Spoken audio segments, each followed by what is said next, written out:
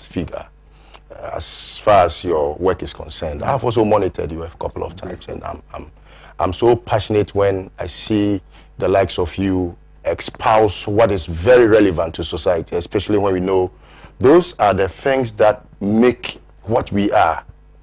If we become so quiet and very irrelevant to the cause of trying to champion what is needful to society, they turn back to hunt us. And that's how come anytime I watched you, I felt the passion. And so let me also, by way of giving you an equal score. I'm blushing.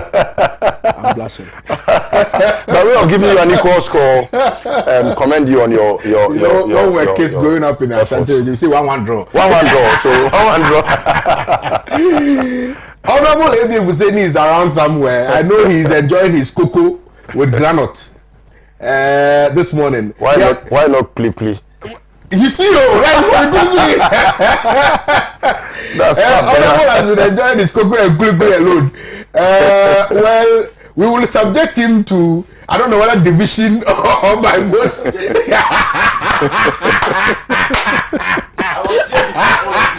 You see, it is not about the time you were here, it's about the time you were on the show. Yes.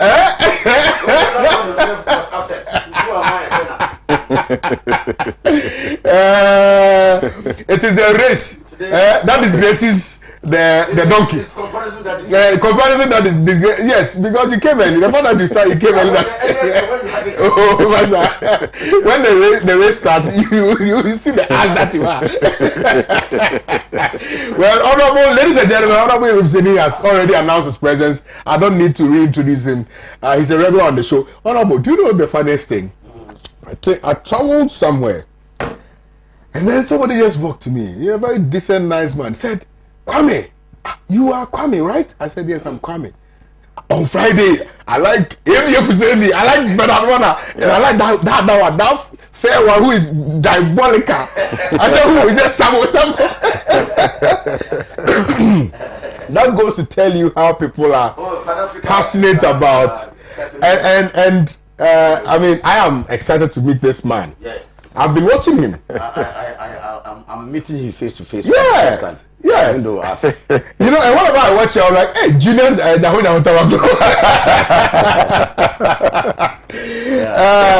well, maybe any words for the farmers, particularly those in the constituency? Yeah. Kwame, first and foremost, let me greet your good self. My brother here, the technical people of Pan Africa, the viewers out there, and the Blichina people of the Sanaro constituency. My constituency is largely peri-urban, and there are many rural areas where the overwhelming occupation is farming. And so I have a constituency of a large population of farmers. Yeah, you yourself are a farmer. Yes, I'm also a farmer. Kwame, there is no substitute to food. So when you are hungry, you don't hoard feces. So that's why I say the panacea for hunger is not to hoard feces in your stomach. It's to go look for food to eat. And so food is an indispensable item in the lives of the human community. And so there is absolutely no way that anybody can subsist with that food. And that is that best eloquent testimony to the farmers. And Kwame, I've always said that any nation that aspires to develop must, of necessity, it's a must, Kwame. You must develop the capacity and the means to feed yourself. I've always said that a man who has his mouth in another man's kitchen cannot assert his independence and freedom. Because your sovereignty, your freedom, and your ability to function as an independent entity is a function of your ability to feed yourself. If your food needs are in somebody's hands, and the person even is trading in falsehood, you cannot challenge that person. If the interest of that person is diametrically opposed to yours, and he gives you conditions, you will comply. Because when the pangs of hunger hit you, obviously, Kwame, the reality will show you that you should tamper your words with your mouth for something to go inside to quell the hunger. So developing the capacity to be self-sufficient in your food production as well as export is a must. And so for me, Kwame, the issue of catering for the well-being of our farmers is a national priority that we have missed. Kwame, I say I'm a farmer. If you do the cost of inputs that go into farming, at the end of it, you will see that you yourself, you are just subsidizing the production. You can hardly break even and make profit. And any profit. So that is why many people don't see farming as an attractive vocation or occupation they can go into. Kwame, if you just take even last year, for instance, fertilizers. The absence of fertilizer had quadrupled fertilizer prices. Insecticides, plowing, harrowing, seeds. No, so if you put all together per acre, and because of sometimes the unreliability, because we are relying mainly on rain-fed agriculture, when we have numerous, in fact, one of the most gifted water bodies across the world, we don't. Look at credit that is given to farmers. In many developed countries, when agriculture was developing at its initial stages, Kwame, they discriminated in interest rates that were given to farmers. In order to prop up farmers, that they gave them very generous packages and credit and guaranteed markets. So that with that generous credit and the production goes on and they have a guaranteed market, it boomed. And so today if you see America and all these other countries, Kwame, having food subsidy and exporting to many more countries, you will see that clearly these are serious nations led by visionary leaders who would have the opportunity to work and put their countries first. So Kwame, for me, Ghana first would of necessity include food sufficiency that will enable our farmers to get rich. There are people who say, how can the farmer get rich? Because they think farmers are people who are at the periphery of our society. But Kwame, I say that is the occupation that actually deserves money in people's pockets, because it's one of the most challenging and difficult areas that anybody can go into. Apart from the fact that I've already established that the products of the farm is of necessity to a human existence. So Kwame, I can't talk too much. Okay. Except to say that on this very important day, I want to salute all our farmers and to encourage them not to get discouraged by the adverse economic conditions that they are facing today, by the difficulties and challenges that they are facing. I believe that, Kwame, no matter how hot the sun is, all right, it will set. Okay. And then a new dawn will come when you have a very friendly, visionary government that will look more favorably onto farmers than the sloganeering we have been doing. All right. Thank you. It appears people have already sending in messages. I've started sending in messages. And the outpour of love for ABA and Listowel is overwhelming. Listowel is the man of the moment, Ibrahim Washara. And then Idris Bayer says, Honorable Ibi Hussein Juma Mubarak. Felix Mintawa, you sent something else. Michael Oko has something very interesting to write. He says, today be today. Wisdom sharing with wisdom. This is the show of the year. ABA and Listowel on Pan-African TV. Today people are ready for the both of you. Let me, at this juncture, also allow you, because I think that I just truncated your chain of thoughts. I cannot call myself a farmer. I mean, a backyard farmer, a backyard gardener cannot be a farmer. Or can I be appreciated as such? No. Backyard, that's farming. Backyard farmer. Subsistence. That one to go directly to the stomach. So, but I mean, yes. And sell. Okay. So that can go on even on commercial. So, okay, I'm also. So you're a farmer. Thank you for conferring on me the title of a farmer. Anyway, let me just, add to what my senior brother has said. That, if you want to understand the world cannot exist without food. There is nobody that has ever lived and has said that I have lived without food. So if you know how you lived, and you lived on something that was produced by such a person that has now in this country been put to nothing, but the one that manages that person has become an overnight rich man, who now wants to even become the president of this country, who is just thriving on sloganeering, then you should know that the bottom has fed the top, and the top has just put the bottom to nothing.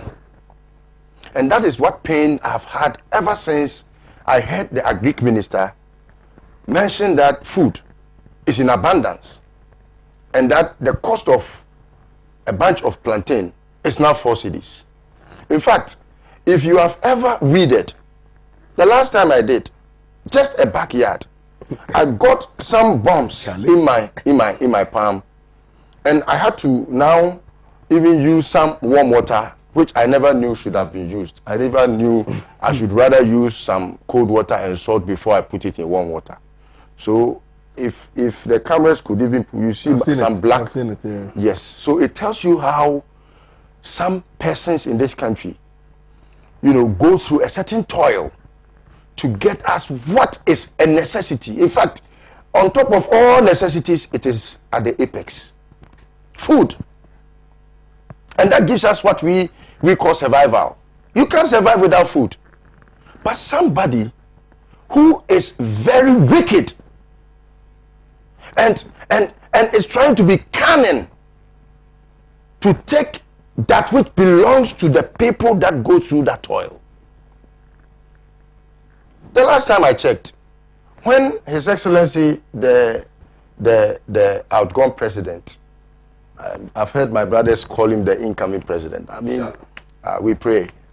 But I heard that he had contracted a loan from Canada, which loan was supposed to do some mechanization.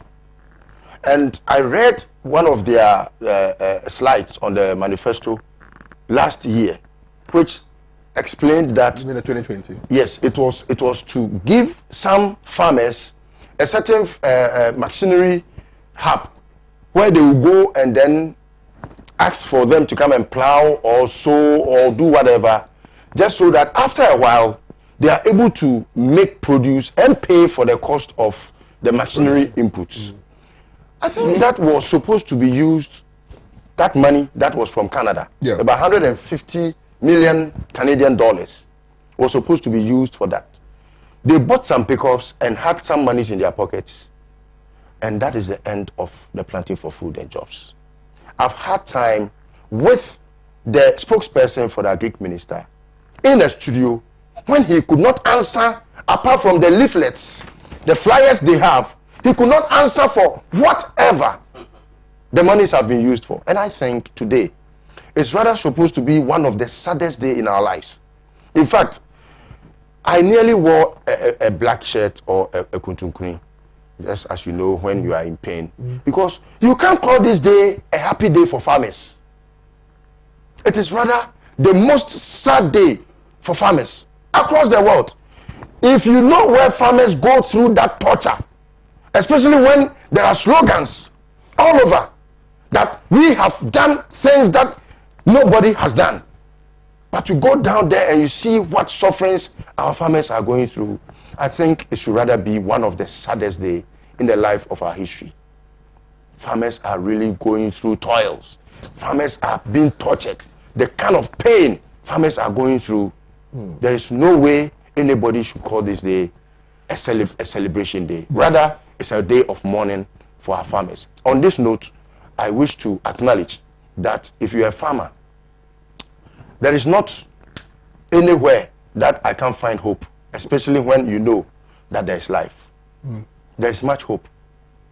You have to go through pain to understand what good means.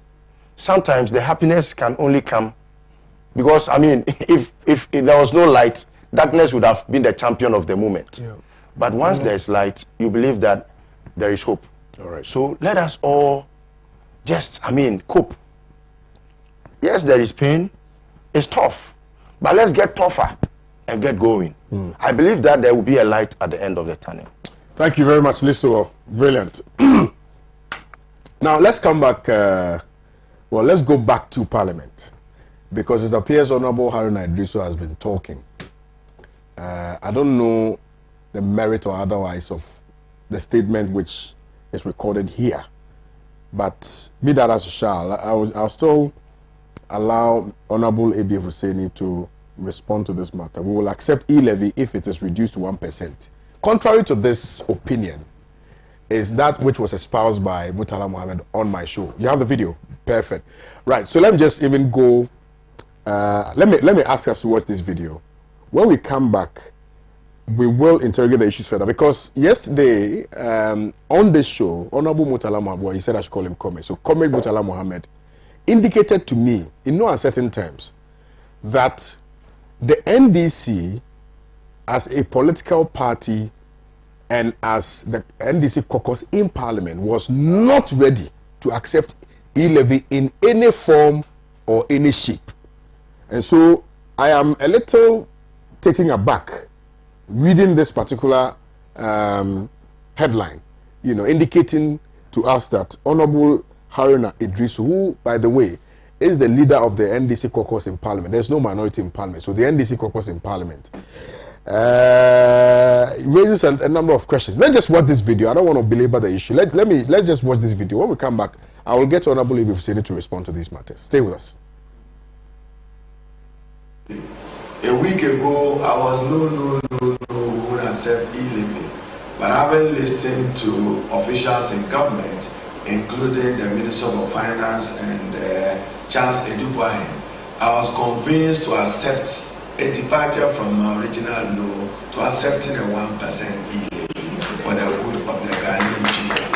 And therefore, if government is able to make overtures and reach out and say that I want to peg the electronic levy at 1%, I'll have a difficulty convincing my constituency, but I take full responsibility, because that should be our contribution to fiscal consolidation and our contribution to ensuring that the economy doesn't collapse on any of us going into the future. So those of you who hear that Haruna go against it, no e-levy.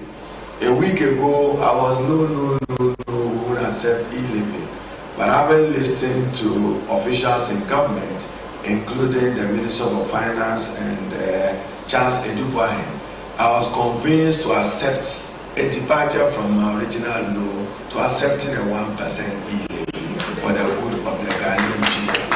And therefore, if government is able to make overtures and reach out and say that I want to peg the electronic levy at 1%, I'll have a difficulty convincing my constituency, but I take full responsibility, because that should be our contribution to fiscal consolidation and our contribution to ensuring that the economy doesn't collapse on any of us going into the future.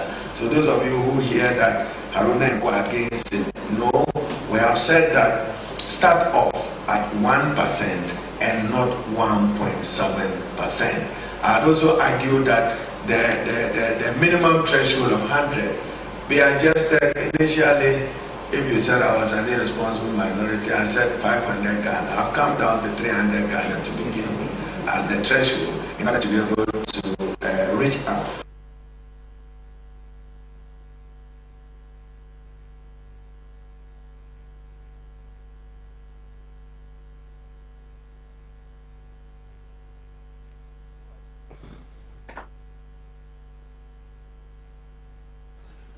All credit goes to TV3 for that footage. Thank you very much. Honorable Ebieff Hussaini, I don't know whether he was speaking in his capacity as the leader of the NDC caucus in Parliament, or he was speaking in his capacity as a member of Parliament for his constituency. Because he kept on using the word I. So, I was wondering what really is the situation. And can he independently take that decision, particularly when you have to deal with the caucus? Because the caucus has to take a decision, which decision now has to be, communicated to the constituency. Yes. Please do. And place it in the proper context. Okay. The 2022 budget statement that was presented on the floor of the House had a position spelled out clearly by the NDC caucus in Parliament. led by Honorable Haruna Iddrisu. And there was an emphatic rejection of the 2022 budget with the voice of the entire caucus of the NDC, following the disgraceful walkout of the New Patriotic Party side of the house. And Kwame, I'm placing that in context. I will come straight to answer this question. No problem at all. We need to understand it clearly. Because never in the annals of our country's history has a governing party walked away from the business of government on the floor. I haven't seen it anywhere in the world. Anywhere in the world, the business of government and the business of the party in parliament, in the legislature, are harmoniously coordinated in such a way that support will be given to the policies and programs that are brought forward for acceptance by those who have the mandate to make the law operational for those programs to take place. So Kwame, this was an unprecedented development where members of a governing party have to run away from the business of government. And as at that time, Kwame, the question that arose is what happened when you see a chief warrior in full flight from the battlefield. They should tell you that something has happened to his recruits. Probably have been massacred. So Kwame, that set the stage for this issue. And on what did we base our rejection of the 2022 budget?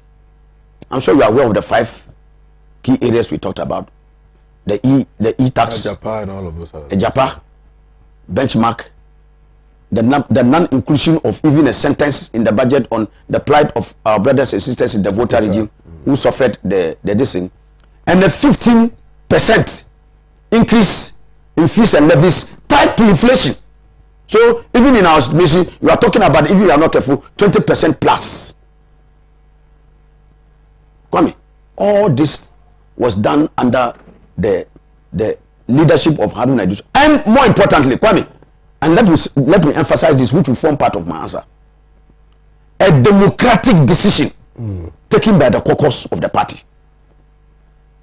Kwame, there has never, as far as I'm a member of this caucus, there hasn't been a key decision that the leadership has taken with that reference to the caucus, with that reference to the party.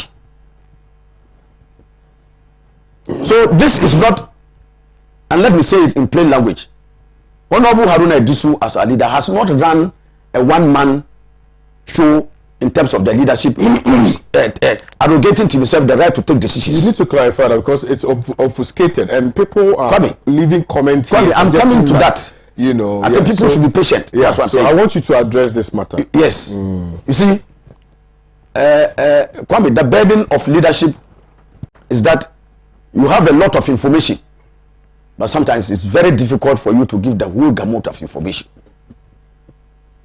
Because number one, you are enjoined in the protection of the interests of your party and others from making certain disclosures. You are even bound as an officer by certain oaths that don't allow you to make full disclosures. But the point I want to simply make here is that, Kwame, the decision about taking a stance on the 2022 budget is not the exclusive preserve of the minority leader or the general secretary, it's the duty of a collective.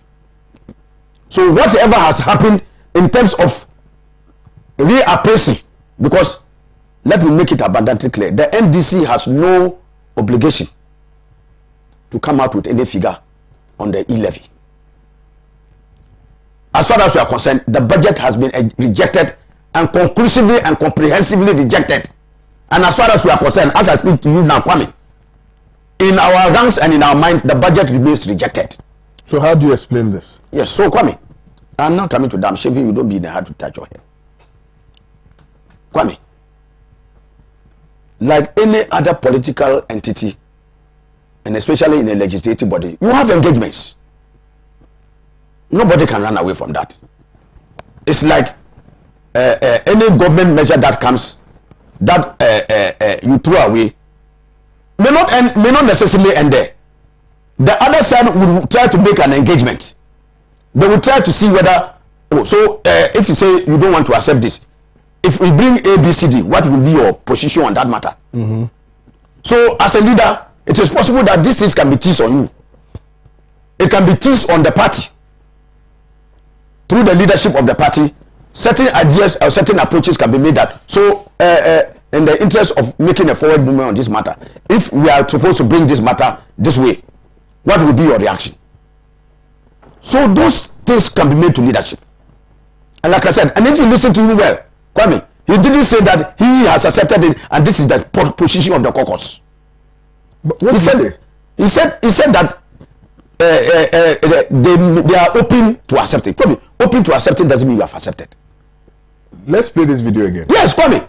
Because the statement was quite clear, which is why I was asking you to. I just told you, and he said that it will be difficult to explain that to his constituents. Yes, but he feels that. Yes, he feels that it's difficult to explain that he should be part of nation building. Yes, that's what he said. Yes, but it didn't say nowhere did he say that the caucus has accepted as a matter of that policy. Is why I asked you the question whether he was speaking in his capacity as the leader of the caucus. So that's why was speaking in his capacity. That is why hold on. In my contribution was speaking in his capacity. I'm not here to chastise him. Yes. Or chide him or anything. Yes. I'm not here to do that. Yes. I just want clarity, but because of where we are now. Yes. Particularly when your following have, demonstrated their excitement. Yes. Because of what happened, what transpired in yes. They're very happy about that. Yes. And also because of what happened with the approval of the yes. So now this has come to rectify that situation. Yes. And I know what the kind of message I'm seeing here, which is why I want you to clearly so that is why I'm deal with this particular issue. That's what I'm telling you. Capacity, in what capacity? Because what he said, we all understand it. As a Thursday and Friday. Yes, sir. The leader has come back to the caucus. Yes, sir. And that's why I took pains to try and tell you that decisions that are arrived at and which are the position of the caucus as a whole are determined by the caucus and not just only the leadership. Okay. When you elect leadership, they have the duty sometimes to take decisions for and on behalf of the group.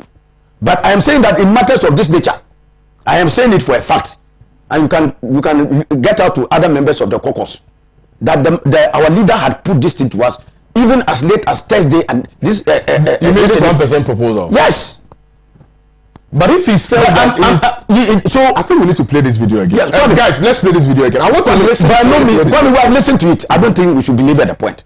I'm just indicating to you. Yes. Nowhere has it been said that the NDC caucus has embraced the 1% that is championed or that was brought forward by the majority leader. Why this thing? Because the majority leader is. He said he went to a place, a discussion took place, and somebody tried to convince him about the necessity of taking up to 1%. That's what he said. It's not tantamount to saying that I have accepted 1% on the basis of the 1%. Kwame, yes, I have accepted 1%, but it's not something that I've imposed on the caucus. I take it back to the caucus, and the caucus decision is that it may not be accepted. And as a democratic leader, he goes by it. So that is the decision. So then, in justifying that, so you say that you will find it difficult to explain to your constituents. Yeah, so that's a very strict position. Yeah, so it tells you the difficulty he has as a leader, that he will have to subject that matter to the decision of the collective. You are telling me here and now, yes, that there's been some behind closed doors conversations relative to whether to accept 1% or not. I'm saying that. So it is not new to you that this proposal has been brought to the caucus by the minority leader. Yes, and I'm saying that the caucus. So if the minority leader, subsequent to presenting that to the caucus, whether or not the caucus has accepted is another conversation. But subsequent to that, right, without the express approval by the caucus, goes out and makes that statement. No, going to tell me he has not gone outside to commit the caucus to 1%. Nowhere in that year that he has committed the caucus of the NDC to a 1%. It hasn't happened. I never said he's committed the caucus. I am saying indicating to you. He spoke in his capacity. He was invited as Haruna Idrisu, minority leader. IABF is saying it. Yes. I speak for the minority caucus. I can come out and say something, and I go in my caucus say, look, what you have said, that doesn't reflect the true will of the caucus. And so the caucus position is this. And I'm bound as a decision to accept it. So that's why I'm saying that nowhere has he gone and said, as leader of the caucus, he has imposed the 1% decision on the caucus, and that is the final position of the caucus. No, he hasn't said that anywhere. He hasn't said that anywhere. And that's why I took my time to take you through. No, you're a very intelligent man. Very intelligent. No. You know statements and implications. If you are you are implying, yes, or you are seeking to suggest something, and you justify that by saying that you will find it. You see, this is a very definitive statement too. Yes. Like for instance, I come to you and say, I will find it difficult going to my constituent to explain to them. Yes. However, in the interest of nation building, yes, I think that I'll be able to do that. Yes. So if I say I sit here and on the basis of what I hear, I indicate that. So if it's a personal admission, granted. So maybe you can just tell me that that's his personal opinion. I'll agree. So Kwame, but he was not invited. Absolutely, but he was not invited as Harry Edus, member of parliament for his constituency. He was invited as the minority leader. But I just told you that even as minority leader, he doesn't have that. Even as we have proved him, with the authority sometimes to take decisions on behalf, he has been democratic enough to take whatever positions that he has and bring it to the caucus for decision making. That is what I'm telling you. That is the difference. No, and I'm telling you that's what I'm telling you is his leadership style. Are you disappointed hearing this? No, Kwame. No, because like I said, he hasn't committed the caucus to anything. The caucus position on that matter has not shifted to 1%. Have you heard the NDC caucus formally embrace and tell you that we have accepted the 1%? It hasn't happened.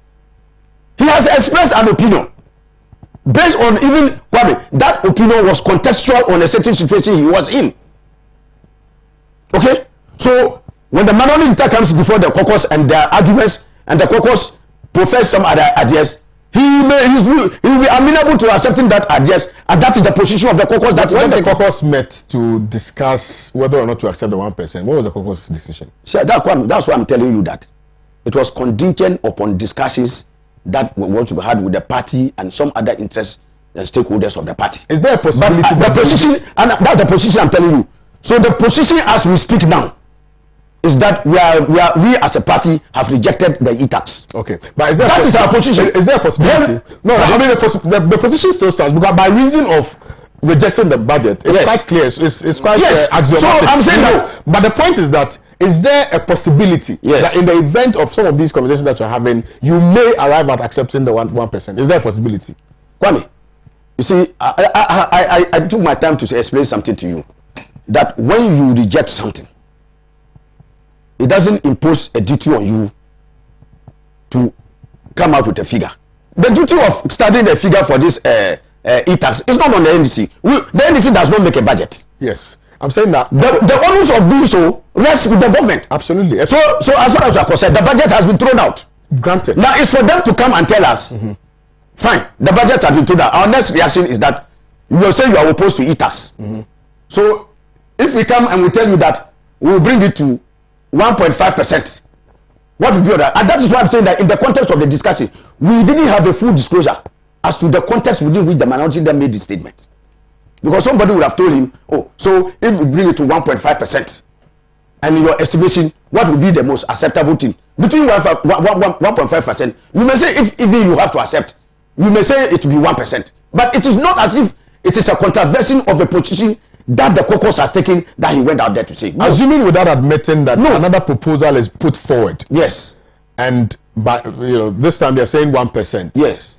Will the minority caucus accept this 1% as I sitting here? So you see the question you have asked me. Let me say now, if I stand here and I say we will accept 0.5%. I'm saying assuming without admitting. Assuming without also admitting. Because you also assuming without admitting. In answering your question, I also say that 0.5% instead of the 1.75% may be acceptable.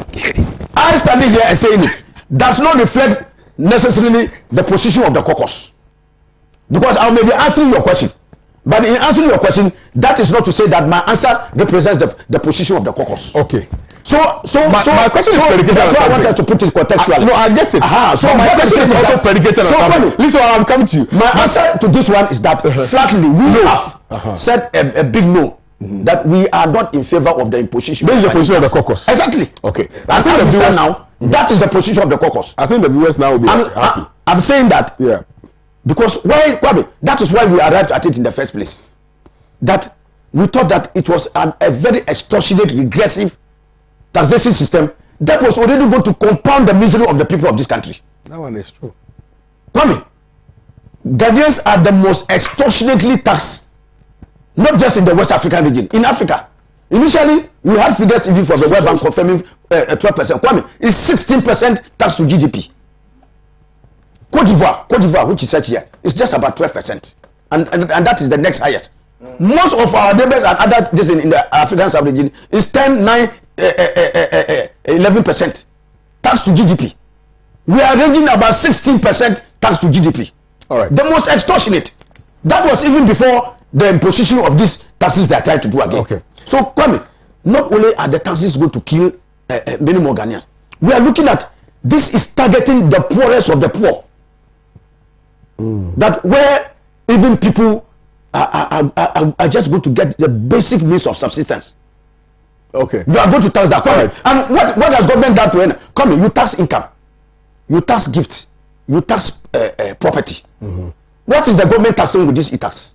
What are they taxing? So, Honorable, are you saying that is what people say? Because you see, the reason why I need clarity, and so sorry, just give me just a second, I'll come to you.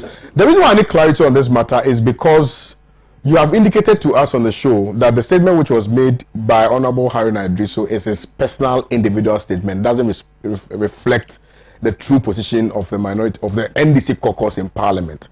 You have sat here and has also indicated that you will not accept because the budget is rejected. What I said, capture me well. I said in answering issues that was raised before him at that time, that was a position, or that was a position he explored, and that position, if it ever were to inform his action, will be brought to the caucus of the NDC. Yeah, but you're telling me that it was ever brought to the caucus of the NDC. And I'm saying that position about the 1%. Has not been endorsed by any of the any of our caucus. I am not in disagreement with that. So I'm just saying that let's not make you see a mountain it's like no. It's like client solicitor privilege.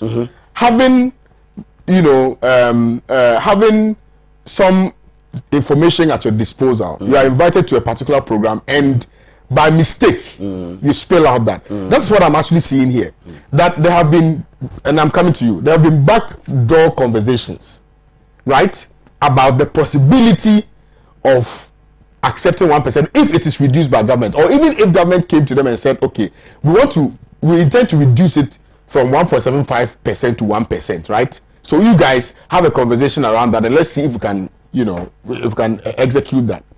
Then the minority leader goes out and goes and makes a statement and says, well, I mean, from where I sit, if it is brought to 1%, there's a possibility that he said he will accept, right?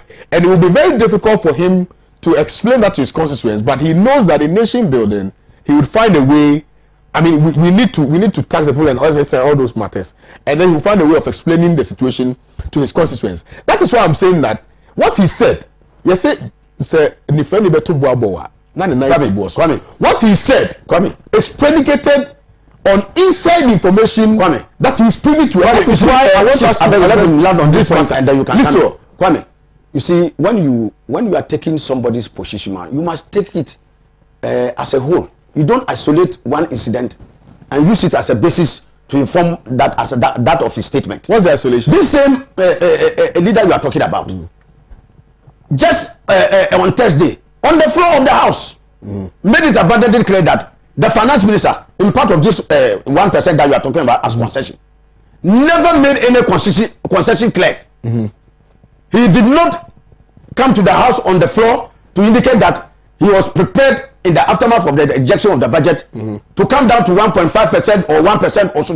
Those concessions were never made. The issue of Japan, he has not come to tell us. The issue of the benchmark values, the issue of the levies, fees and levies charges, he has not. So it was the minority leader who pointed out that how do you approve a budget when even those concessions are not even known to us? Where we are told we should just approve the concessions and we should approve the budget as a whole, and then the concessions will come later. Beautiful. It is not. Let me listen. So look at it in order. You need to look at it in fairness. No problem at all. Yes. I am not attacking the person of Haruna Iddrisu and what he has done in Parliament. I'm only questioning the statement that he made, whether it is a reflection of the true aspiration of the people in his constituency. Yes, so because we know what is going on. No, Honorable, Yes. listen, with respect to you, and I know that, as for your intelligence, you know that I can never stand anywhere and question you. You know. But on this subject matter, I beg to depart. I beg to depart, and I'll explain why. And listen, what I'm coming to. Please, let's allow Lissowo make his point. Let me read. This is Ghana Web. What is the date? The date is, sorry, I'm struggling with it. Friday. When was Friday? Friday was the day after. Right? Friday. Today's Friday. No, today is Saturday. Today is Friday. Today is Friday. Today's Friday. 3rd December 22. Okay, anyway, I'm sure it was done yesterday or something like that. Okay. Now, this is the heading. I am convinced to accept 1% e-levy. Haruna Iddrisu softens stance. Ghana Web. He said he has been convinced to accept it. Sorry, let me start. Okay. He has been convinced to accept it. He made these comments during the 10th anniversary launch of the Ghana Chamber of Telecommunications. Haruna Iddrisu, the minority leader in Parliament, has softened his position on the government of Ghana's electronic transactions levy, imposed on mobile money transactions, remittances, and other electronic transactions. Speaking at the 10th anniversary launch of the Ghana Chamber of Telecommunications in Accra on Thursday, the Tamale South MP, the minority caucus in Parliament, will accept a reduction of the proposed e-levy to 1% from the original 1.75%. Quote, a week ago, it was no. We won't accept e-levy. But having listened to officials in government, including the Minister of Finance, I am convinced to accept a departure from my original no to accepting a 1% e-levy, Iddrisu said at the launch. He noted that when the e-levy is pegged at 1%, it will be a great contribution to fiscal consolidation and would ensure the economy did not collapse going forward. Quote, we are not against it, but we want it fixed at 1%. Quote, we are not against it, hold on, Honorable, but we want it fixed at 1%. We fear for double taxation because we already have the communication services tax, he added. So this is clear. So Kwame, this is me quoting him. What convince you to accept? If you are talking about that conviction, why couldn't you have said that I have accepted and the caucus has accepted? Of their chain of events. You have told me that there are some conversations. There are some conversations. Exactly. So that's what I'm talking about. So if the man comes out and says that we are convinced to accept, he knows what he's saying. The most important thing is that the caucus led by him has not accepted. Okay. That is the core of the picture. Okay, so why are you belaboring the point? No, I'm not belaboring it. But I think that the caucus led by him has not accepted. Okay. All right. So that is the point. And so you could. Let me continue. Yes. Listen, please. I've heard Honorable Haruna Iddrisu, and I've heard my able ABA Fuseni Honorable. I strongly believe that they may accept even a 0.01% at their own peril. At their own peril. And Ghanaians are watching. Because we know how the finance minister was very firm on his words, especially when he expressed a certain joy on how he is able to manipulate and pay their pockets. We are very blunt. They accept a percentage or a 0.00001 at their own peril. If you want to be known as an alternative, you don't have to go with the tips. Let me tell you, this taxation is thievery. In my view, it is thievery, a direct thievery. You may use extortionists. Your word will not let the Ghanaian understand how an armed robber is at our door to want to rob us of our poor pocket. Very poor pocket. For instance, there are only two ways of taking taxes, the direct and indirect. Where will this fall? Where? On this earth. Look, apart from the fact that it has no space in this world, there is something that has started. And you know, these words that were spoken by Harry Edrisu, as a member of the MPP and as somebody who has known our tactics, they may have brought in about 3% just for you to shout and then now come to a certain percentage. Then the Ghanaian people will say, oh, I didn't know what 3. I know the other one. Okay. And that has been their plan. Let me tell you, how much does MTN take, for instance, for a percentage? Is it not 1%? 1%, yeah, on all transactions. And that accruals that MTN makes, government shares with them. If you want to take this tax, terms and conditions will have to be applied to me, the customer of MTN. So how are they going to apply the terms and conditions to me? To apply. You only have to go to MTN or whoever. The only legitimate means this government can take that tax is to go to the telcos and tell them to increase their percentage, because that is the only way the terms and conditions can apply. Anything short of that is thievery, it's armed robbery. I read it. So you see, Honorable, I acknowledge you with some very huge prowess, and I know that you are trying your best. At least you don't want to create the troubles that you have faced some time ago. But the Ghanaian people will let you know that, look, no matter what your decisions are, you are not there for yourselves. And we are very much ready to also face you on the streets. However it turns out, whether you want to be loved or not to be loved, it is up to you. The Ghanaian has nobody. In fact, our redeemer is the MDC caucus in Parliament now. So if you just kowtow to some, of these tendencies of having yourself be bought, that's how the Ghanaian will understand that you are being bought to succumb to the tendencies that are being played. Where are the monies that this finance minister, look, this finance minister has gotten more money than any finance minister we have had in this country. There is one that has taken 400 billion, over 400 billion in this country. There is no finance minister. Not 1/8 has any finance minister accrued in this country of what he has had. The recent Auditor General's report, per what he projected with this e-levy thing, he was looking for about 6 billion. Is that not so? If you are looking for about 6 billion, and the Auditor General's report has about 12.8 billion in your pockets, including the finance minister's pockets, because he is the one that pays. If you pay a thief, you are a thief. If you have paid monies to the extent that those monies that you paid have entered private pockets, then you are equally responsible for the thievery. Because unless you are a thief, you don't pay thieves. Those 12.8 billion, half of that money is what you want to extort from me, the taxpayer, the poor taxpayer.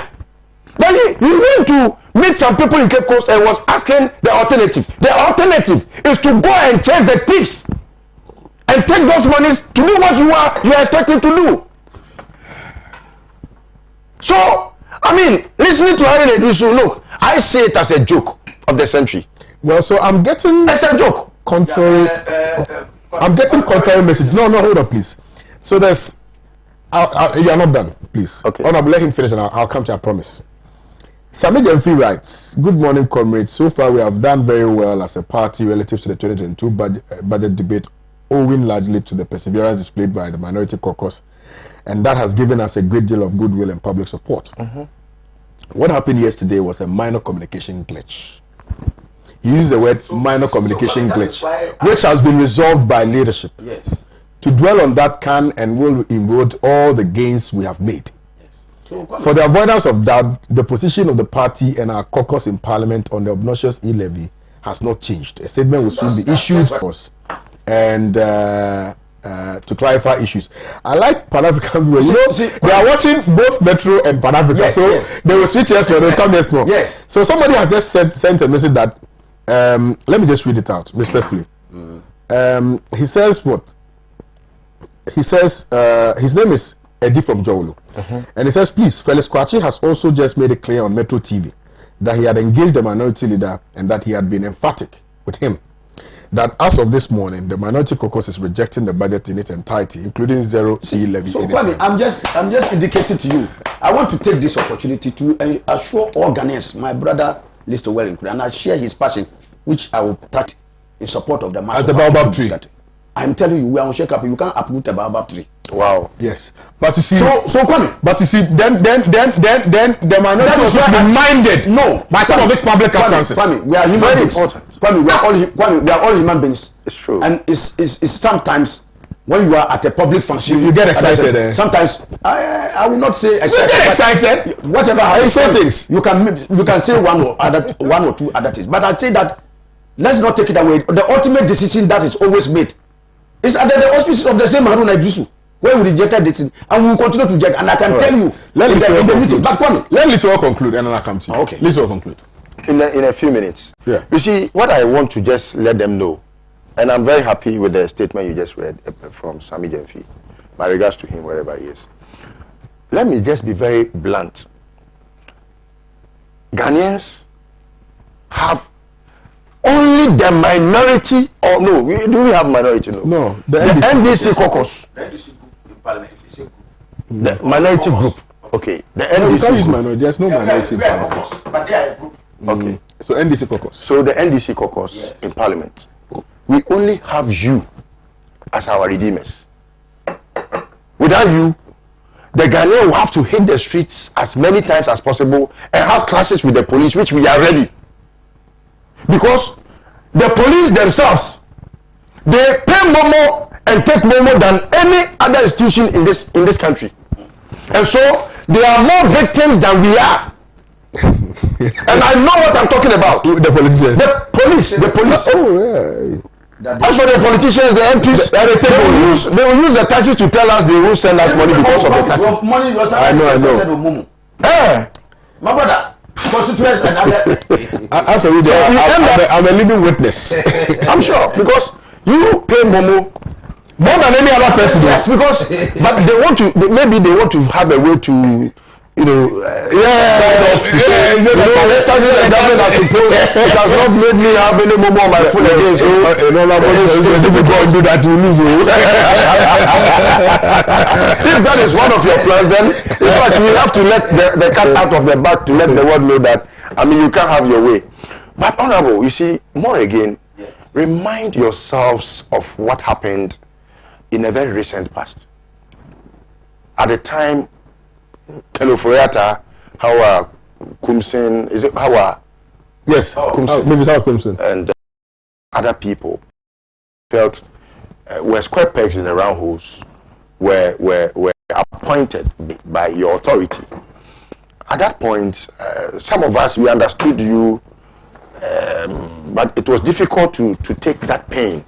It was very difficult. And so that history still lingers in the minds of the people, and they make people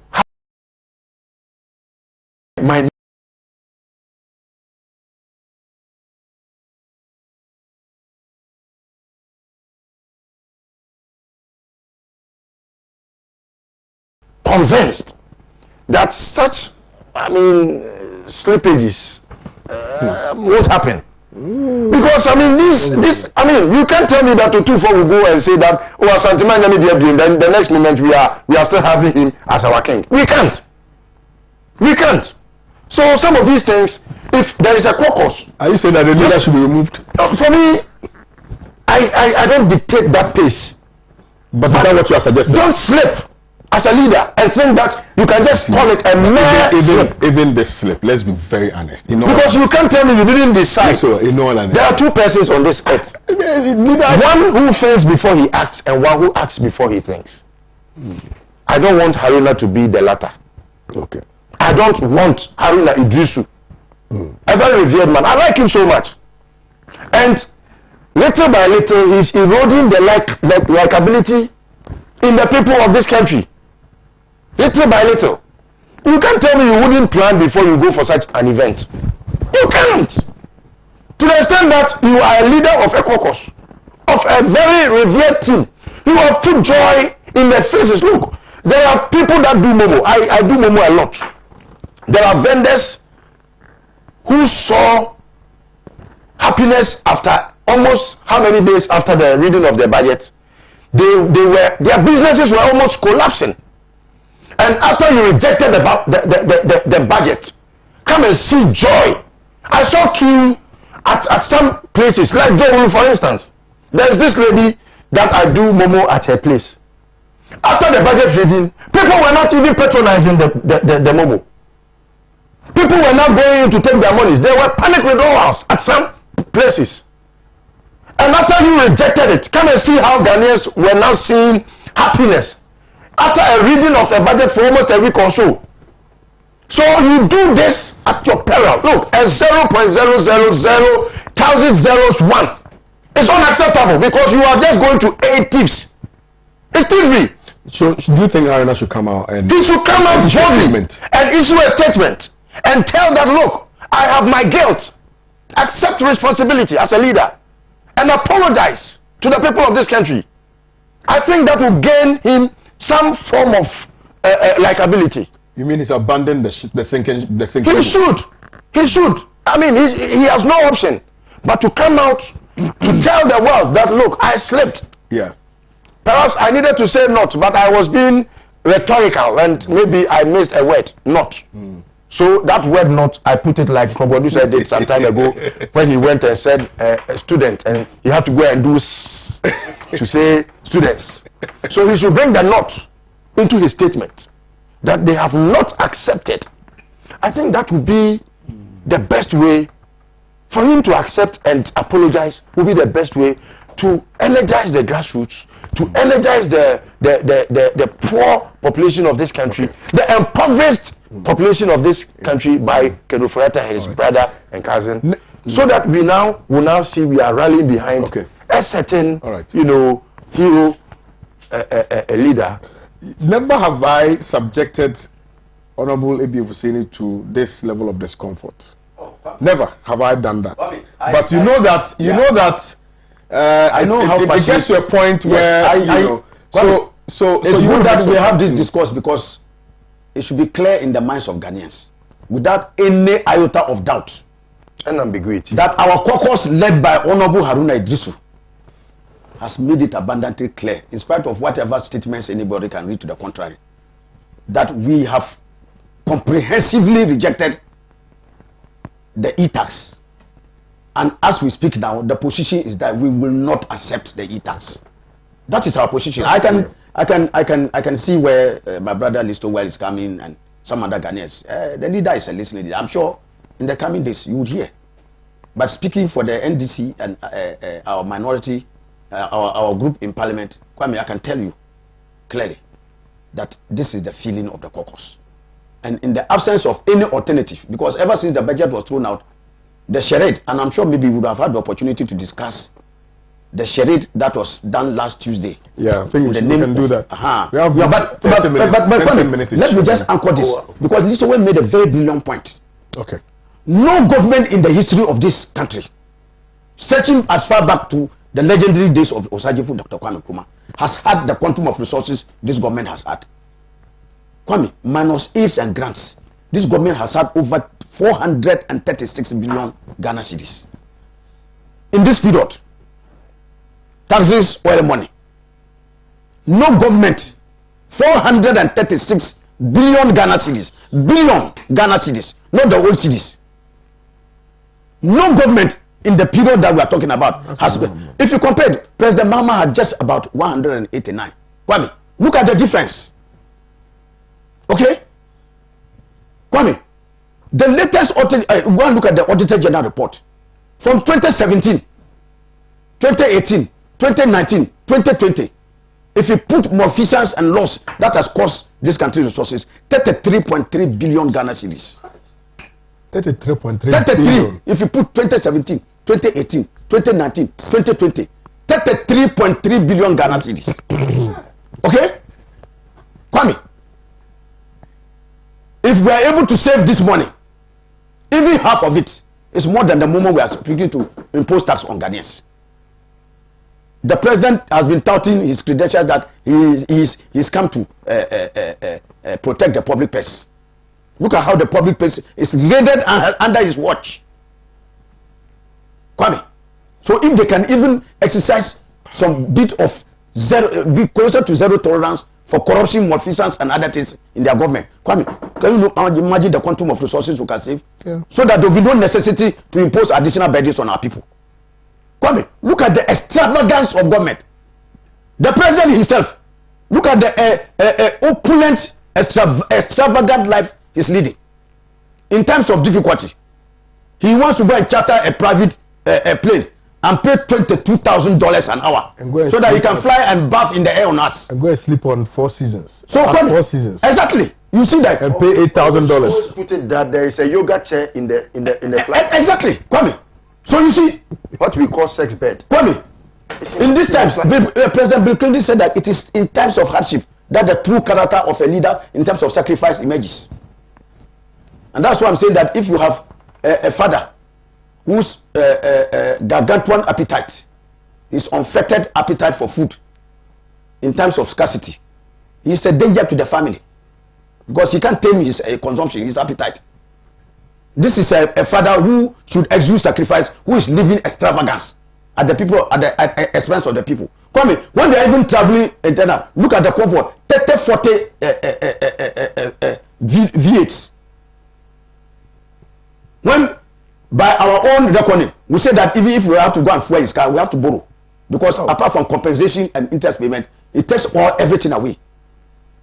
So is this the life your leader should be living in times of this? So Kwame, if you are able to put all this together, you will see that if you are very prudent as a government, we don't need to put these extra burdens on the poor Ghanaian. So that is why when these sentiments come, we as a Kwame, I'm a member of parliament not by virtue of the fact that I am anybody or I'm exceptional in the Southern constituency. There are people who are far better than me. Okay? But it's by the virtue of by the grace of Allah Almighty and the good people of Southern constituency. So when we sit there in parliament, we are not sitting there on our own. We are sitting by virtue of the courtesy of the people. We are their messengers. And if the people cry that they don't want this tax, we in the NDC have responded. Right. That's why I said that we should be fair to the leader. Okay. It was under his leadership, under no compulsion, that we rejected the budget. No, clearly we would do clearly. Yes. So let's be compassionate with him. A message which was sent by one of our viewers said, well, just as we praise you when you perform, we must criticize you when you underperform. So Kwame, I think that you should I don't think that he's above reproach. You should put the limelight on us so that we do the right thing. And I tell that without even that compulsion. He led us to reject the budget. Let me read a few Facebook messages. Let's acknowledge that. Let me read a few Facebook messages. Sadat Mashoud says, I don't trust any politician. So my dear Honorable Ebi Fuseni is saying, Haruna did seek their opinion before making that statement. He didn't seek your opinion before making that statement. If yes, then Honorable Haruna Idrisu should be very careful with his utterances in critical matters such like this. I'm reading my messages, Honorable. Yes. Michael Oko Ashalekwe. Well, I think that the reason why Honorable was a little uncomfortable was because you said that he made a statement seeking to suggest Honorable Haruna Idrisu did not seek the leave of. So he didn't say that. What he said was that the Minority Caucus had not made any admission whatsoever about to any proposal. Yes. So let's be clear. No obfuscation. I like that word, obfuscation. Mandy Williams says, good morning to you. So the MPP government can't reduce the president's budget. They want the president to take our taxes to higher flight MV, buffing in the air. Eric Kabla says, Haruna Idrisu does not represent our aspirations. Simple. Oh, please don't say that. NDC don't learn. They try to show weakness from time to time, which comes all around to bite them. The NDC members shall remember they are not in parliament by themselves. We put them there. Joseph Agbeko. Good morning to you, KOD. So it's Honorable Ebi Fuseni saying they've accepted the Adapa deal in the budget. No, he didn't say that. Hannah Tete So we have rejected it. says leadership of the NDC caucus in parliament needs to be changed. This table that you are shaking. Baba Rufai says the money that Nado and his family people are stealing from Ghanaians can develop Ghana. Eric Kabla simply says, yo, ADF is saying, yo. So as they rejected the budget, was it in your personal interest? Okay, so as they rejected the budget, was it in your personal interest? And then Harrison Morton says, Lexus Toyota V8.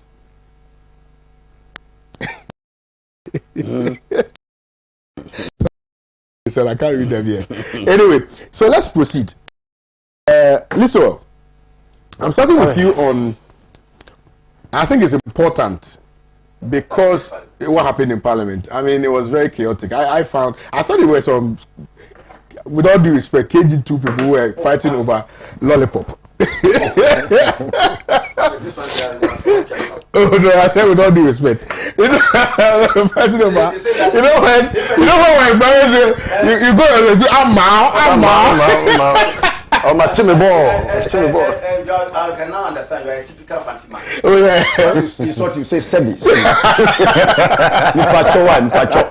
Then you dish the insult. I like it. But I like the resilience of the minority caucus in Parliament. Brilliant. And that is what all of us have been expecting to see. That when it matters most, when the interests of the people is supposed to be defended and protected, the minority should come through for us. And that is what was clearly demonstrated last week, Thursday. Keep it. I'm sorry. So let's go through that process, your understanding of that process, and the aftermath of what transpired on the floor of Parliament. In fact, the next day after the is it rescission or recession? What's the word? Rescission. Okay. The next day after the rescission. And then, I mean, the subsequent days after the rescission and all the matters which are within your knowledge. Let me be very clear that as a member of the New Patriotic Party, I sometimes find it very difficult to want to believe that it is the New Patriotic Party that is still, in power. I have a strong conviction that whatever happened that day, if you remember how we formed the party, New Patriotic Party, if you have that history and you are part of the formation, you should bow your head down in shame. Whatever happened in Parliament can never be anywhere close to the tenets of democracy. I was much ashamed. I spoke to some very elderly members of the party. I think I can single out my godfather, Nyao Nyao Tamaklo, and I could see the pain. I could see the disappointment. I could see in his voice the kind of pain in him that, I mean, reflects how hypocritical a party that was convinced that democracy was the way, and so we should champion the cause of democracy to even allow for the late Jerry John Rawlings to just come to terms to believe that, I mean, democracy is the way. If you come from such a background and you see members of Parliament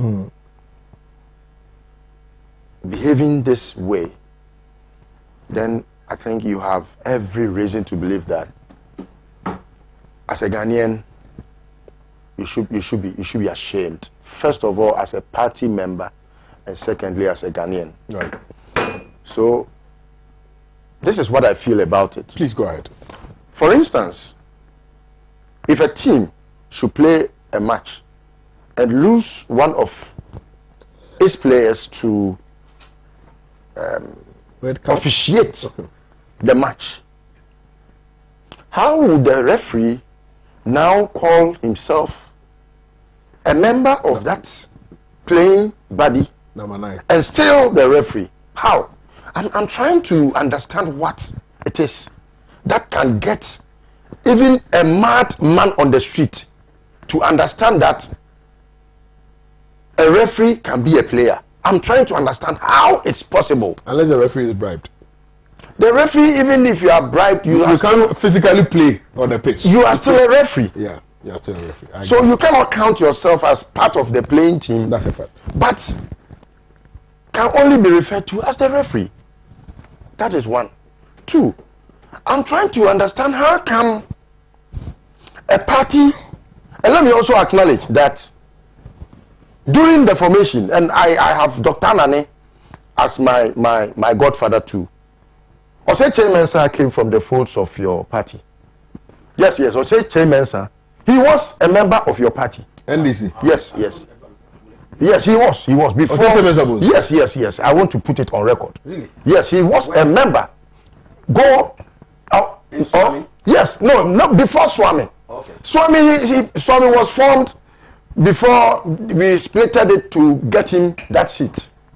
You understand? Yeah, it was Tafu. It was all that put together.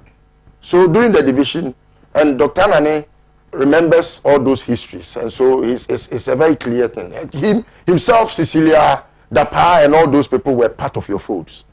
And so really? I acknowledge him not to have known from the very inception of the party to what gave birth to the party. Yes, he doesn't understand what the MPP is. He's still believing that what the Rawlings age revolutionary was about is what must pertain. And that's how come you have seen him trying to push dictatorship in our party. At some point, you remember when Michael Quay, who has written books on democracy, on politics of Ghana, was now becoming a dictator in parliament. He had him seconding his motions and tendencies.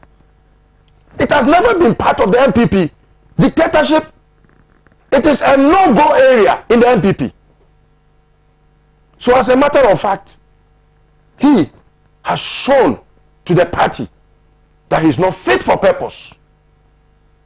And the likes of Joe Wise, whom I refer to in that context, that Wise, in that opposite, as fool.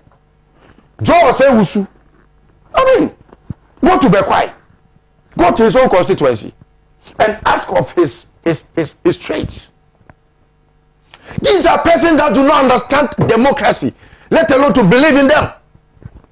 The NDC that we chastised and made the world believe that they were never democratic, look at what they are today. Very polished and fine. Democracy. I mean, they are believing that it is the best way to go.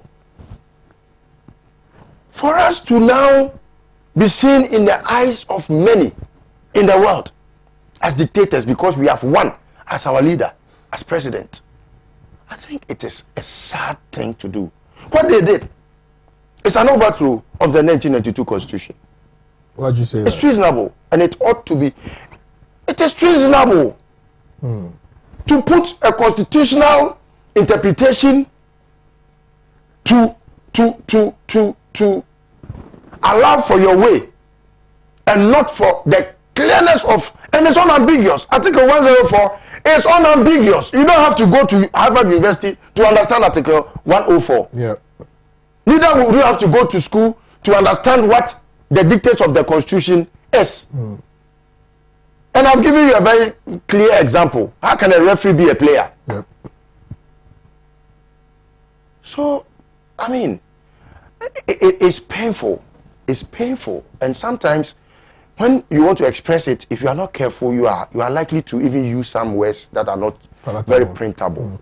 But you see, I still hold, them to account. Right. For what happened. I hear they have set a group of 20, 10 on each side to come and apologize to the people of this country. I don't know how true that is, but I believe that they owe the Ghanaian people some apology and try to correct the wrongs. You cannot tell me you are not a speaker, but you can sit and throw away between the landlord and the tenant. I use them as an example because you say you are not the landlord, but we are Oshasuni. Now Oshasuni comes to now decide that what the landlord has done is not right and the landlord has erred. The one that has put his own house, he had it wrong, put it to him. What have you done? How on earth can you believe that someone, you see, when nature is at war with you, mad first. Nature is at war with you. You are the same person who said the landlord has erred. And you come and call yourself a tenant, that you are not the speaker. Now that they are taking your chair from the seat, you are not even putting them, because you are saying you are not the speaker. So why are you presiding? Where's in the constitution and their standing orders are very clear. A word like presiding, you original vote, your casting vote, it means you have lost your originality as member of parliament for a period. It's for a period. Which period? That is why Bekwai people, now people are not even ashamed to say Bekwai people people are trying to deny Bekwai people their right to have MP. How about South? About a whole group of persons in this country who have not even seen a member of parliament in parliament. How about them? And we are not, you see, it is so sad sometimes when I remember how Akufo-Addo was analyzed in the public as a human rights activist. And under your presidency, under the watch as president, there are a group of people who do not have member of parliament. And you are comfortable. And you are happy to have some numbers. Look at how he used the military. Some miscreants in the military to take power. For instance, you go to Kakwa Nsawam constituency and see how they got power.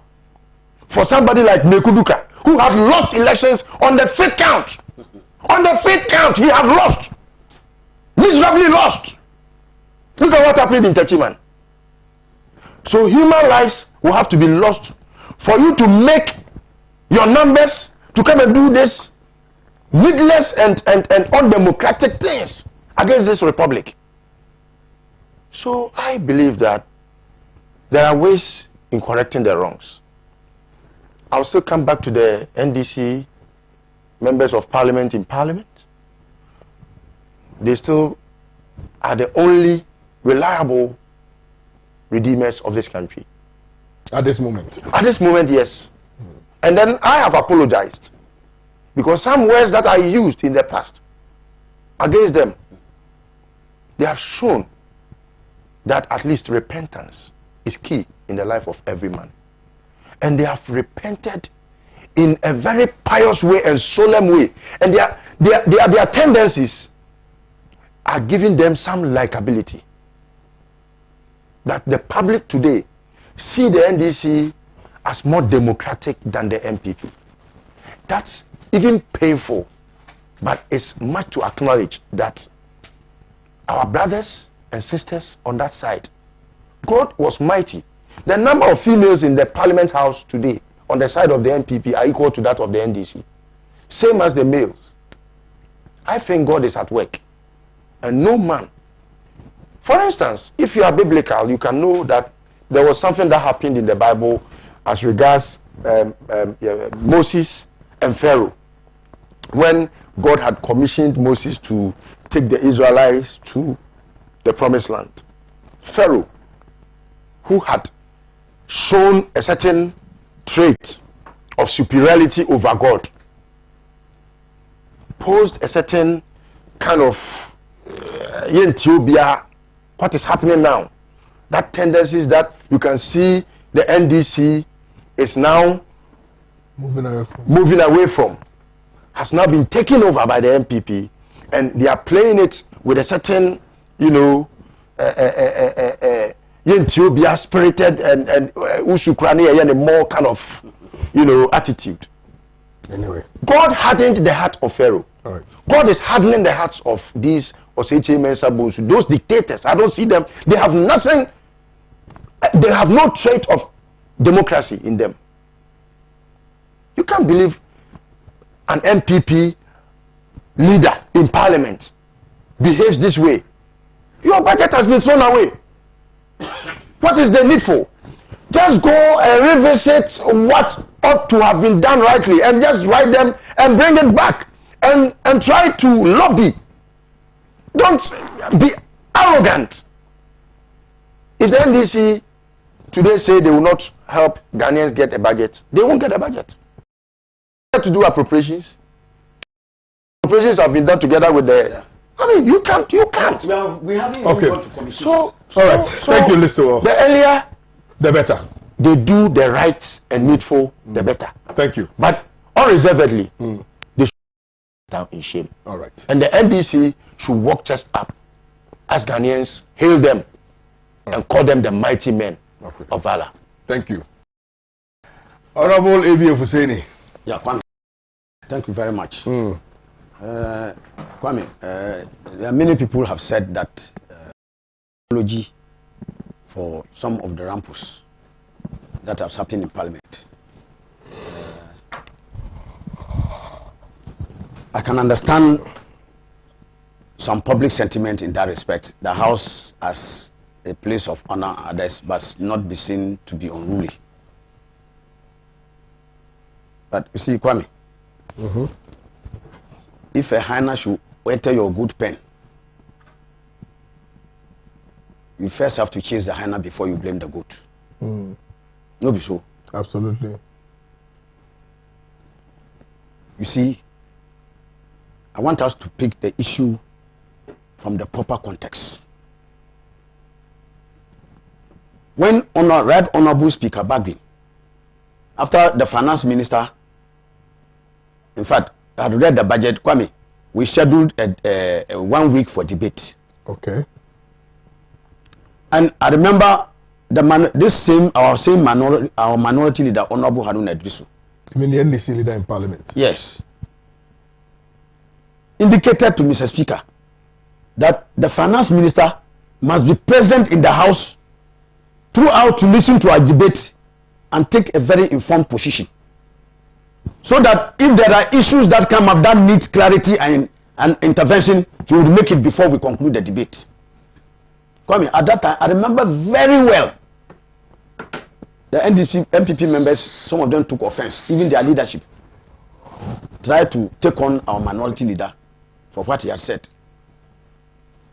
And known to them, the wisdom of the minority leader was to show in the end.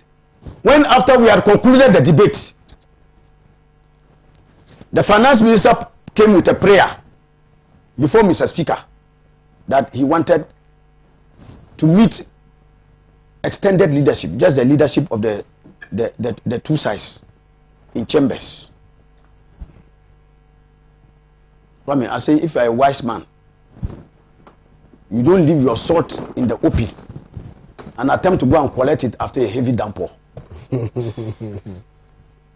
It will go back to where it came from, the sea. You will not find any sort. That is what the finance minister attempted to do.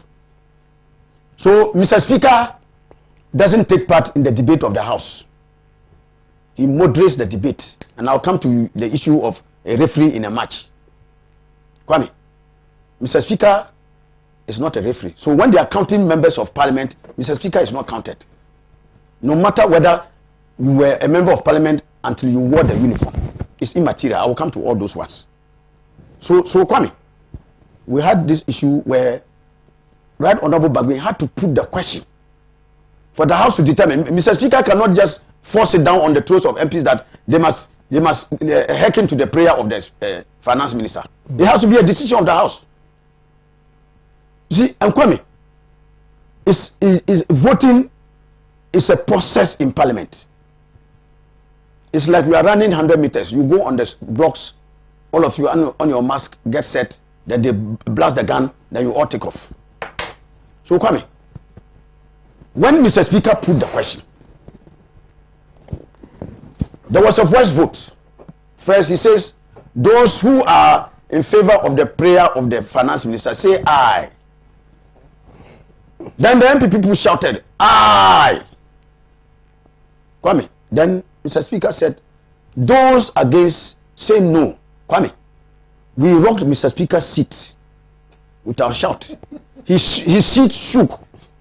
And that's why he had no alternative but to say the noes have it. And I'm going to say why he was vindicated. Why Mr. Speaker's ruling was vindicated. So it was the MPP people who called for what we call a division. If you disagree with Mr. Speaker's ruling, you will come by a substantive motion challenging Mr. Speaker's ruling and calling for a division, which is in our standing orders. You can go for a division under order 113. So it was the MPP who called for a division to challenge Mr. Speaker's ruling on the finance minister's prayer. And I remember it was moved by my very good friend, Honorable Afenyo Markin. So when you move for a division, there are a number of things Mr. Speaker has to do. Among others, he has to clear the lobby. So in the process of asking that lobby, at that time, you remember the finance minister was present in the chamber. There were about 4, if to the best of my memory, 4 or more ministers. The finance minister was there, Honorable Edu Bahini, the Minister of State of Finance. Then the Honorable Ayoko Buche, who is no longer an MP. I'm counting the non-MPs in the chamber who were ministers. Right. Honorable Ayoko Buche was also the Minister for Foreign Affairs. Honorable Esiama, Minister for Transport. He was also there. He's not an MP. So Mr. Speaker first made the first announcement Mr. Speaker made that all those who are non-MPs must respectfully leave the chamber. I remember because I was in the chamber myself. Honorable Esiama, he left the chamber. Honorable Ayoko Buchi also left the chamber, but the finance minister refused to leave the chamber. I see. In compliance with the directive of Mr. Speaker. And our laws don't allow strangers to be part when we are voting, because we are not expected to vote. And I'm going to read our standing order.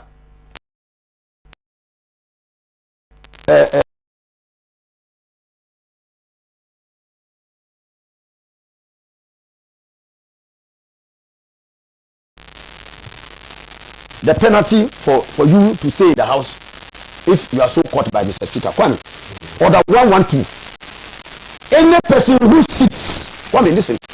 Any person who sits or votes in the house, knowing or having reasonable grounds for knowing.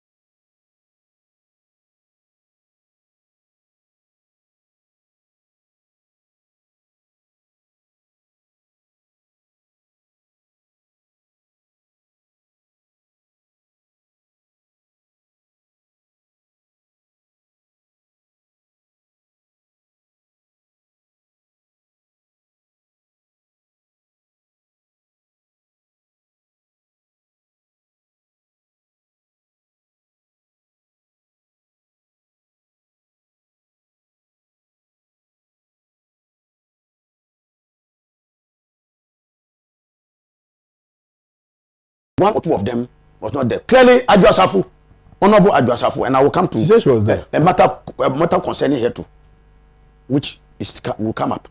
Kwame, that she was not present in the house. Kwame, it was borne out by the votes and proceedings of Friday, last week Friday. I can't remember the date immediately, but last week's Friday's vote and proceedings, which we got on Tuesday, reflected clearly that there were 274 members of parliament in the house, with the notable exception of Honorable Adwo Asafo. She was the only person who was marked absent. And that is the official record of the house. So, Kwame, they had a motion moved to accept. So, if there was a tie of 137, outstanding orders and others indicate that the motion is lost. So, rather than face a very humiliating defeat, they decided, Kwame, that if you cannot win an argument, convert it into a fight. So they knew they had lost the argument, so they decided to convert it into a fight and cantata. I have never seen anywhere on the face of this earth that a majority side, which is supposed to protect and promote government business, fleeing with their tails between their legs from government business. They ran faster than their legs could carry them out of the chamber to avoid Mr. Speaker calling them back for a count. So, Kwame, I'm saying that at that time, there were 274 members in the house. Only one. And the article 102. 104? 104, sorry. Yeah. Order 109. Which talks about a majority of members present in the chamber and majority of members of parliament. Which in this case has been construed to be 138. Kwame, on that day we had 274 members of this. And that's why I'm telling you that there is a process. We are voting, there is a process. At the time Mr. Speaker commenced the process, there were 274 members of parliament. The MPP people are saying that no, the numbers were not there in parliament. The first question I asked them, who challenged Mr. Speaker's ruling and called for a division? Was it the NDC? No. It was the MPP. If they were not in the chamber, how did they challenge Mr. Speaker's ruling? They did. So when the voting commenced, they were present in the chamber. So Kwame, the fact that they walked out after that did not vitiate any legality of what happened in terms of numbers. It is taken that the number of 274 that was present when Mr. Speaker put the question is the number that was available when the vote was taken. Kwame, it's akin to you are running 100 meters. Me and you are running 100 meters. You go 50 meters and crash and fall down. Then I go on to win the race and say no. The race has to be rerun because you fell down. That's the argument. I cannot be adjudged the winner because I have completed the race. You ran away. Out of your own decision, you voluntarily took a decision to run away from the house. You slept on your rights. Kwame, you are a lawyer. You slept voluntarily on your right at no compulsion. Woke up after a deep slumber to come and say that you are not going to assert your rights. You are estopped. The principle of estoppel. You are estopped from yeah. So Mr. Speaker said they can't waste our time. And Kwame, our history in the house is replete with workhouse. The last one, when they forced this Ghana card as the only identity instrument for registration, we in the NDC walk out. But they stayed back. There were less than 100 of them. But they voted. Okay? And it became law. So the absence of one side of the house does not terminate the business of the house. And I just gave you that there were 274 members of parliament. Now, come back to what the illegitimacy and illegal thing they did on Tuesday. Kwame, to begin with, the argument of the MPP was that what we did under the aegis of Right Honorable Speaker was a nullity. Let's assume without admitting they were right. Kwame, in law, if something is a nullity, do you rescind it? Oh. They said it was a nullity, which lawyers will tell you that it means it didn't even exist. Yeah. So how do you put something on nothing? Excellent question. Kwame, this air, if I want to put this my phone and I say, oh, there's something here, then I put it here, will it stay? No. If you think there's no gravity, jump and let's see whether you suspend. So Kwame, they said they described our action as a nullity. So if something is a nullity, you don't rescind. What they did first was they had to take steps to say that they are rescinding, they are passing a motion of recession. a motion of rescission. Sorry, not recession is an economic term for some untoward economic process. Yeah. This is to rescind that decision. How do you rescind a decision that doesn't exist, which is not legal? So they first purported to pass a rescission motion. It was as illegal as it was nonsensical. Why do I say so? Because number one, the same principle they were citing, seeking to side against the NDC when the budget was thrown out. And I forgot to add it because after the first vote was taken, Mr. Speaker put the question about the financial statement of the government, which was the budget. And overwhelming 137-0, it was thrown into the dustbin. So, Kwame, when they sought to do business, the same criticism that they said we had only 137 members. Mm-hmm. The 137 was a vote. There were 274 members of parliament in the house at the time the business was done. And I told you that it's a process. When they got in their numbers, one of them went to sit on the chair. Honorable Joe Osei-Wusu. And that's why I'm saying that he had almost tried to make a comedy of this revered institution of parliament. Kwame, I have never known for the entire period that I've been in parliament that on a daily basis, when Mr. Speaker is a chair, they don't count him as a member of parliament. Kwame, you can be elected parliament the moment you wear that garb as speaker and sit on that chair, you are speaker. And maybe in case of the reason they are confused about English, let me teach them some one small thing. I'm not an English teacher. But Kwame, there's a difference between I am not a speaker and I am not the speaker. Okay? Definite articles. Okay? Definite articles. That is where he doesn't even get it. I am not a speaker and I am not the speaker. They are not the same. I would have understood him. He says, you are not the speaker. Yes. But you cannot say by any stretch of imagination, you are not a speaker.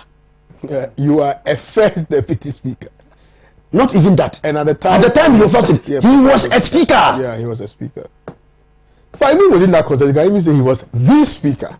You can say that. Yes. Even you are qualified to even call him the speaker at that spot. At that particular moment, he was the speaker. But so let's grant him some space. Ask a question. As at the time you were calling Mr. Speaker, why was he solely headed and was taking all the Mr. Speaker? But was very comfortable to say I'm not a speaker. We are trying to profess some questions. He said he was not a speaker. So he was by extension the member of parliament for Bokwai. Okay? When he was coming in as member of parliament for Bokwai, did we get up? No. Or we were seated? We got up. We all was up. That rising up is reserved for only speaker. Yeah. Let him come in as member of Bokwai and see even me sitting here, whether I will even sit down and acknowledge him, let alone to get up for him. We get up for the speaker. And so when we get up for him, we did so because we recognized that he was occupying the seat of Mr. Speaker and was acting as a speaker and was a speaker on that occasion. Okay? We have the authority of parliament is the mace. The mace is put in front of you. When he sees as Osei-Wusu, Joe Osei-Wusu, Honorable Joe Osei-Wusu, member of parliament for Bokwai, do they bring the mace close to him? Yeah? Is he surrounded by parliamentary staff when he sees as Joe Osei-Wusu? All the courtesies and privileges, do they accord it to him when he's Joe Osei-Wusu? So it was very bizarre. Never in the annals of our history, Kwame, of parliamentary democracy, that a speaker wants to assume two positions at the same time. He wants to be speaker and wants to be member of parliament. So it's simple. They wanted to do everything undemocratic. To say that number one, they had reversed the decision, and number two, they were passing the budget. Because I heard that when the news hit the president that the budget had been injected, he hit the roof in rage. In the skies? Yes. Yes. The plane. No, we was then on F. We had landed on F. All right. Kwame, the bird flies in the air, but the funeral is performed on the ground. He was here. I heard he flew into a rage. that it cannot happen and has to be reversed at all costs. Kwame. So you can understand their desperation. Because some of them felt that heads were going to roll. So something drastic, if it has as illegal it should be. So you had somebody who was sitting in the speaker's chair, first coming and counting himself. You heard the statement. He said 137 members, and I count myself. Kwame, a speaker who saying I count myself as 138th. This is like concert. A speaker, God of mercy. This is Kwame Nkrumah's Ghana, how it has degenerated. Is that how things have degenerated? That a speaker would be very eager, overzealous to count himself as one of the members of parliament when he's sitting on the chair.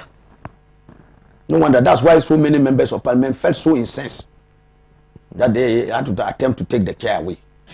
Because if you are not the speaker, what business do you have sitting on that chair? Yeah. When you say you are not a speaker. Yeah. So Kwame, that was what happened.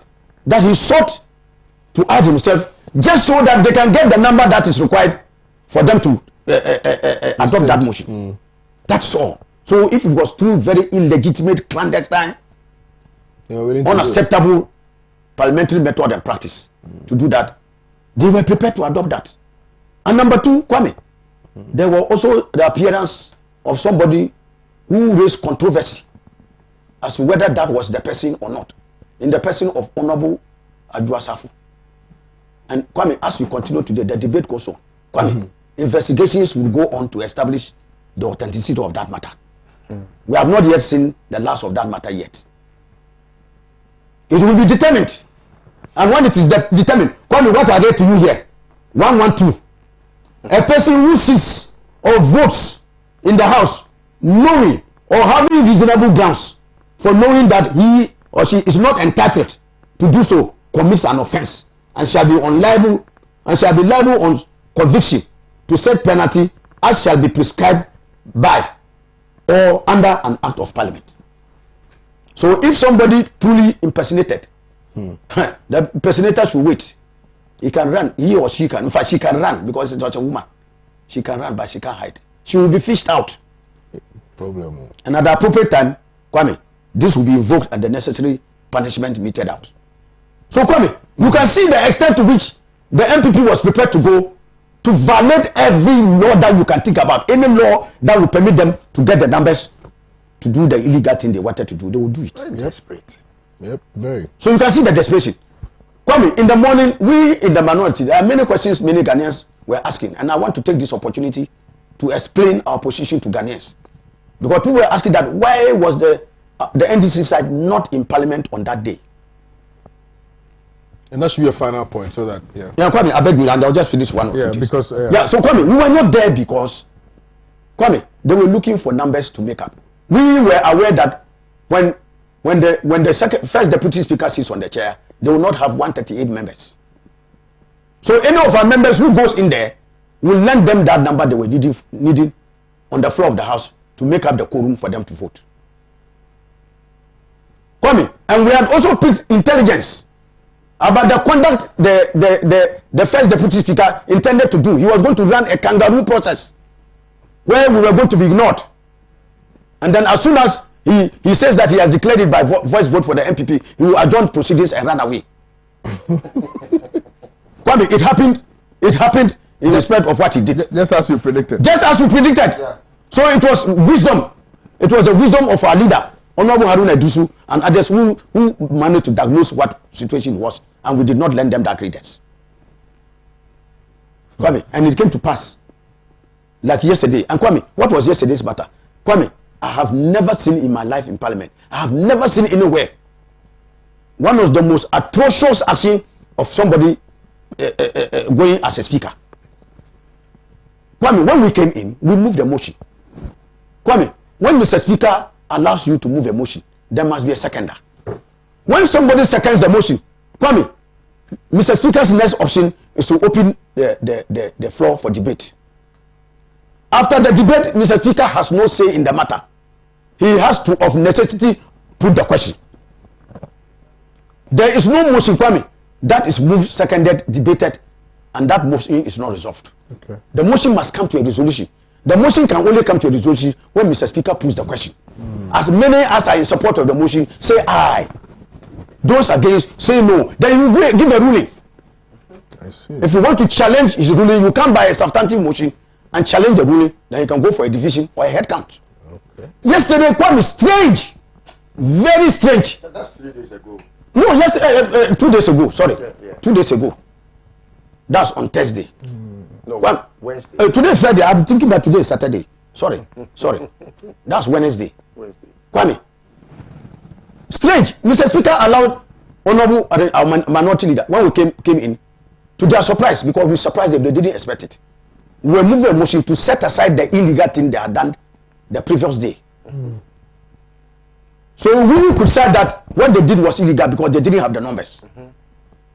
I just read to you, we had 274 members in Parliament when Mr. Speaker commenced the process of taking the decision on the floor of the House. They did not have. They had a total, and it was reflected in the decision. Before the Speaker said, I count myself in addition to the 137. They did not have that number. So, Kwame, when that motion was moved, Mr. Speaker allowed Honorable Ayarga, Honorable Haruna Iddrisu moved the motion, Honorable Ayarga seconded the motion. Then he allowed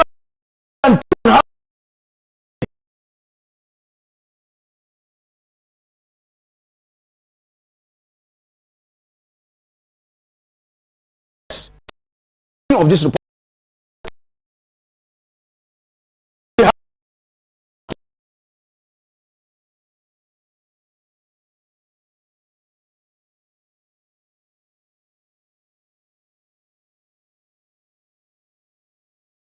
Parliament that he was going to arrest the motion. The Speaker transforming into a policeman and arresting motions in Parliament. Can you believe that? And said that he was rejecting the Mr. Speaker has no authority. Even Right Honorable Bagbe, he has no authority to dismiss a motion which he has allowed to be moved, allowed to be seconded, allowed to be comprehensively debated. When it comes to that, he has no option but to put the question. He ran away from putting the question. Kwame, you know why? At that time, there were about 4 members of the MPP who were not in the House. I see. I don't want to count them here. I could have given you the names of even some of them. I know some of them. Kwame, 4 of them were not in the House. Kwame, we were heavily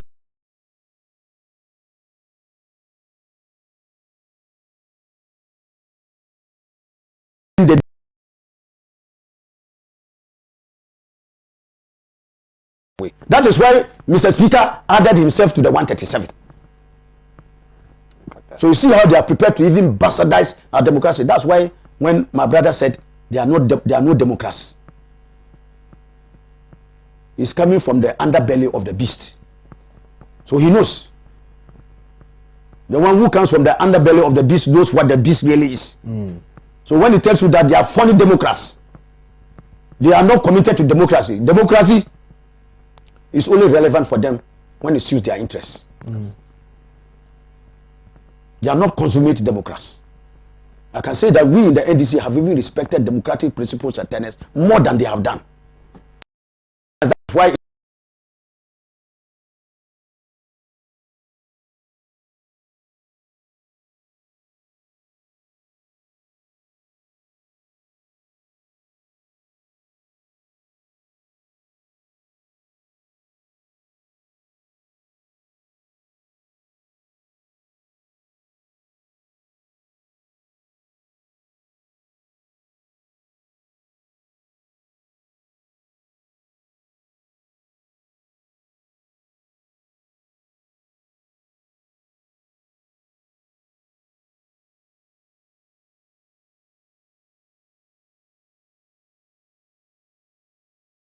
of the NDC. All right. Led by our honorable Haruna Iddrisu. able, dynamic, no compulsion has led us to reject the budget that as we stand and as we go forward, the budget remains rejected.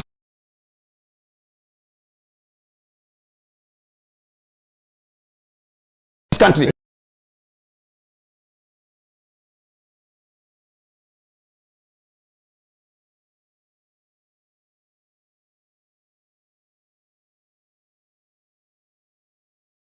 Special good morning to Miss Fafa Diamond. You're watching this morning. Good morning to you. Thank you very much, Listo Nana Poku, for coming in this morning. I hope we're going to be seeing you more. Yeah, even me. I told him. I'm also meeting him for the first time. Yeah. Kwame, I said it. All of us should develop the courage in the supreme interest of our people and our democracy. That even if you belong to a party, and certain things are not being done right, you should have the courage to question it. Yeah, like what That's why I did. salute the lives of Honorable Nyaho Tamaklo and others. Like what Haruna did. Oh, Kwame, you must have the courage to criticize. I'm sure we have gone past that and we have made the position very, very clear. So, thank you so much. Honorable Representative, thank you very much. A big thank you to you for watching today's edition of Good Morning Africa. My name remains Kwame Usina. So thank you, Benjamin Wayo, for picking our feed on Facebook. Kwame. And thank you to those who watched it on Facebook as well. Yes, Kwame, on YouTube. 1 point. Oh, Kwame, I know you love. I'm going to Frafra. I know you love football. That's Agua. Is that not it? That's Aguabu. Yes. No. Okay. I don't Even really. lovers of football, Kwame. I like wrestling In and a UFC. match, can a referee in the course of a match transform himself into a? That is why South Africa is at FIFA. So that you have a referee who at a certain point tested the ball, blasted it into the net, and he himself whistled that it's a goal. I said, goal, the referee, and you see the referee jubilating that he has scored a goal. All right, it's been a very good one. That is what goal is so that was. My name is Kwame Usina, so do have a pleasant day. Bye bye.